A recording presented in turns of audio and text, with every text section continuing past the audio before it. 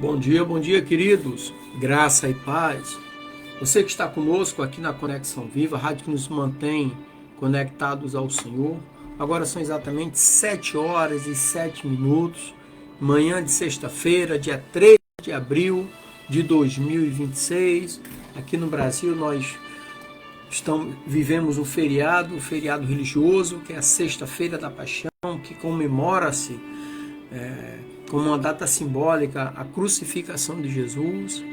E hoje eu quero exatamente falar sobre isso, falar sobre a crucificação de Jesus, o nosso Cristo ungido, aquele que foi enviado pelo próprio Deus, único Filho amado, para nos salvar e nos livrar da condenação eterna.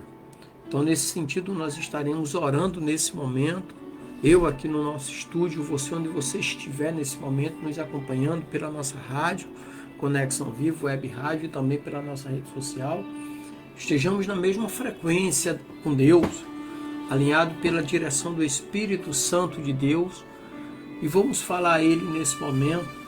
Senhor Deus Santo, vivo, poderoso, Deus Criador dos céus e da terra, Deus, ao Senhor toda a honra, toda a glória e todo louvor.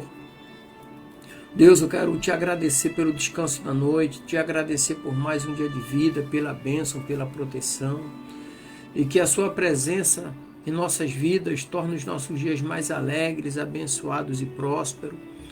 Eu coloco em tuas mãos, ó Deus, a minha vida, a vida da minha família, dos meus parentes, meus amigos, a vida de todos aqueles que estarão nos acompanhando nesta manhã. Eu coloco a todos como criatura nas mãos do Criador.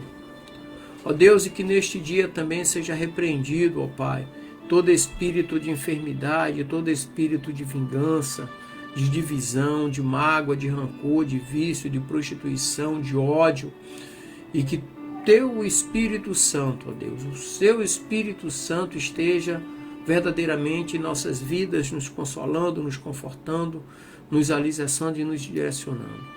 Esta é a oração do teu servo para este dia, em nome de Jesus. Amém e graças a Deus. O texto que nós vamos trabalhar hoje está no Evangelho de Lucas, no capítulo 23, do versículo 26 ao 56. Então hoje nós vamos trabalhar essa história colossal. Imagine que no domingo passado, no domingo anterior à sexta-feira da condenação, Jesus entrou em Jerusalém, sendo aclamado pelo povo. O povo gritava Hosana, sabe? Declarando que a salvação viria através de Jesus. E esse mesmo povo que gritavam, aplaudiam, né? Glorificavam a Jesus, foram os mesmos que gritaram no final da semana, crucifica-o mesmo. Então isso já nos ensina para termos cuidado. O que é que nos influencia? É a opinião dos outros? O que é que nos influencia? A nossa fraqueza moral? O que é que nos influencia? É a nossa fraqueza espiritual? Então temos que ter cuidado, porque os mesmos que gritaram Hosana a Jesus, aquele que vem em nome de Deus para salvar, foram os mesmos que crucificaram a Jesus. O contexto histórico aqui, para compreendermos plenamente Lucas 23, versículos 26 ao 56, precisamos nos situar na Palestina no primeiro século, que estava sob domínio romano. Então a crucificação era uma forma de punição reservada a criminosos, a rebeldes e especialmente aqueles considerados ameaças ao poder romano e à ordem judaica. Então Jesus foi acusado de se autoproclamar rei dos judeus. Por isso ele foi condenado à morte de cruz, que era uma forma de execução humilhante, brutal e dolorosa. E ali no ambiente cultural, a cruz simbolizava vergonha pública e desgraça. Então as pessoas condenadas eram crucificados nus, para que se fosse exposto a sua vergonha. Mas para os cristãos ela se tornou um símbolo de esperança, de redenção e amor infinito. Além disso, Lucas, o evangelista, ele enfatiza a compaixão de Jesus, mesmo na sua dor. E Lucas apresenta uma narrativa que revela o propósito divino por trás daquele sofrimento. E existe a discussão por conta desse texto, né? Por conta do acontecimento, do fato em si, porque a crucificação de Jesus é o clímax do plano da salvação. Ela mostra o amor de Deus pela humanidade. E Jesus, o inocente, ele morre pelos pecados dos culpados. Assim como era sacrificado o Azazel, o bode expiatório, que morria e derramava o seu sangue para expiar os pecados dos judeus na época, Jesus aqui veio de uma vez por todas expiar os pecados para toda a humanidade, para todo aquele que nele crê não perecesse, mas tivesse vida eterna. Então podemos entender essa cena como a manifestação máxima da graça, do perdão e da justiça divina. E foi ali na cruz, né, que Deus assume a nossa dor, nossos pecados e oferece a salvação gratuita. E aqui no Evangelho de Lucas, em particular, destaca a dimensão humanizadora de Cristo, ou seja, a sua compaixão até mesmo na morte, e o cumprimento das Escrituras. Então ele revela que a cruz, Lucas aqui no seu livro revela que a cruz não foi uma derrota, mas o triunfo do amor de Deus. Além disso, a morte de Jesus é um ato de submissão à vontade do Pai e uma demonstração de que o amor de Deus é maior do que o pecado e a morte. Tanto é que Jesus ali em Apocalipse capítulo 1, versículo 18, ele tem as chaves da morte e do inferno nas mãos. Porque Jesus é superior, é vencedor sobre o pecado e sobre a morte.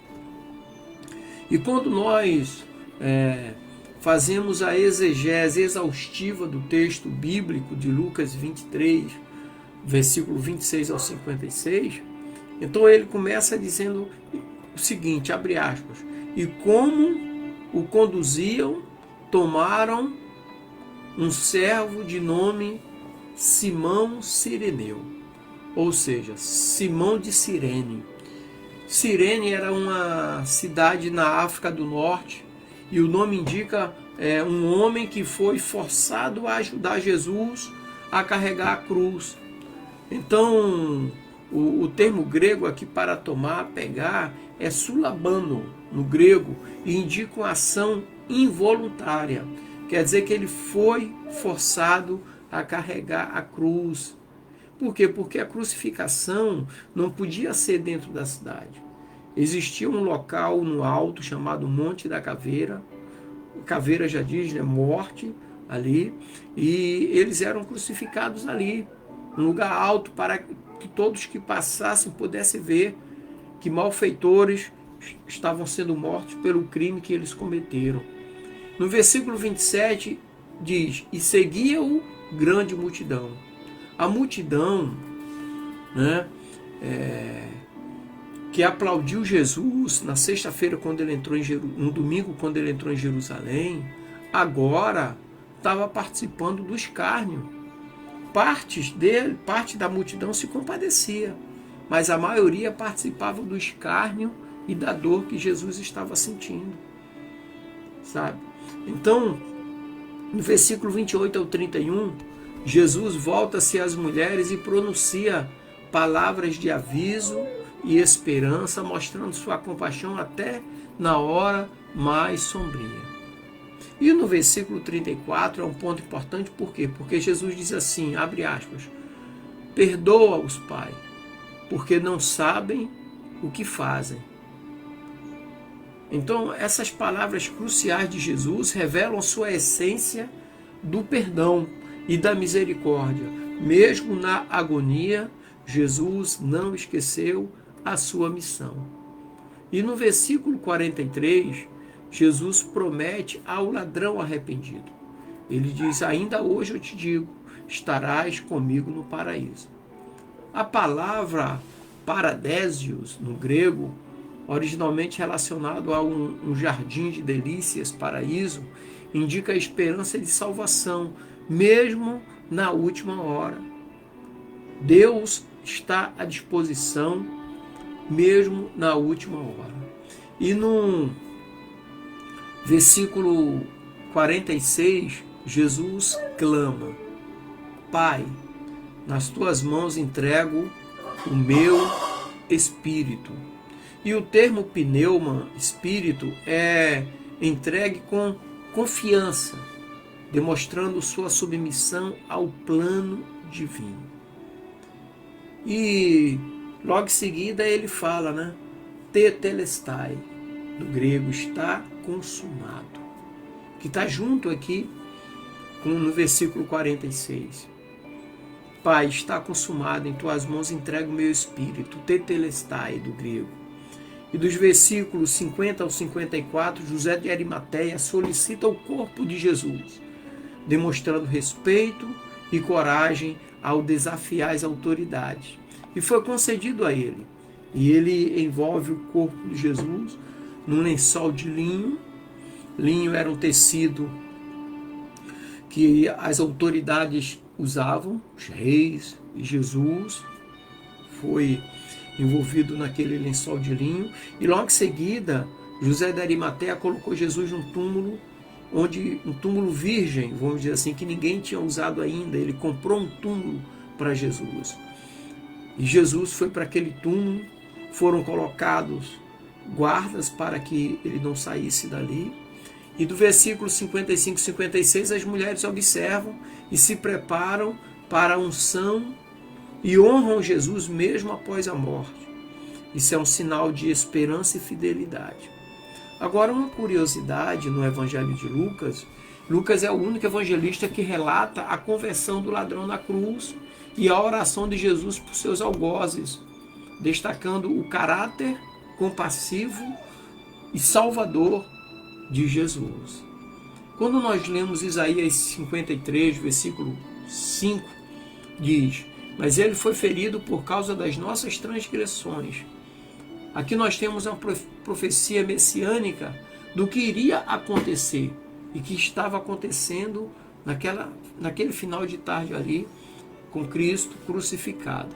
Em João 19:30, Jesus afirma: está consumado, tetelestai. Então Jesus declara a conclusão da sua missão. E Filipenses 2:8, diz que Jesus se humilhou até a morte de cruz. Um exemplo de humildade e submissão à vontade de Deus.